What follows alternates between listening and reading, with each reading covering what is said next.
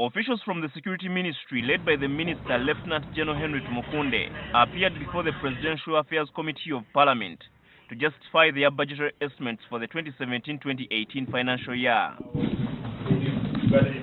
But before that, the MPs tasked the minister to explain what he has done to curb the current spurt of attacks on civilians by unknown assailants using machetes.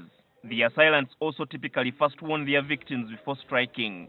These form of attacks were first reported in the districts of Greater Masaka region, like Rengo and Bukomansimbi, before spreading to other parts of the country, mainly in Central region. Lieutenant General Tumukunde told the MPs that government could lose legitimacy in the eyes of Ugandans if the security forces don't guarantee people's safety.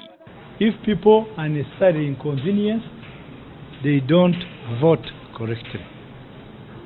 So, whereas it may not disrupt the full order of the country or throw down a government, but it affects our capacity to purport that we provide security to everybody.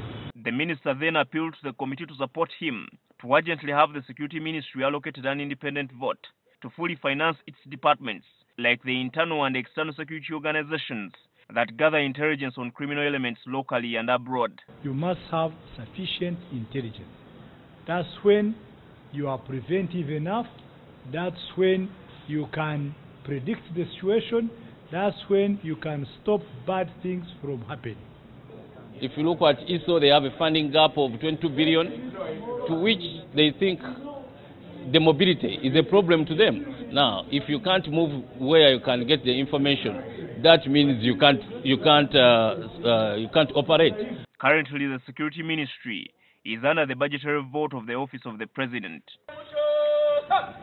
Lieutenant General Tumukunde also weighed in on the recent renewal by President Yoweri Museveni of the contract of the Inspector General of Police, General Kale Kaihura. Matters of security are matters of the Commander-in-Chief. If, according to him, he's performing very well, and I state, according to him, performing very well, then who am I to say otherwise?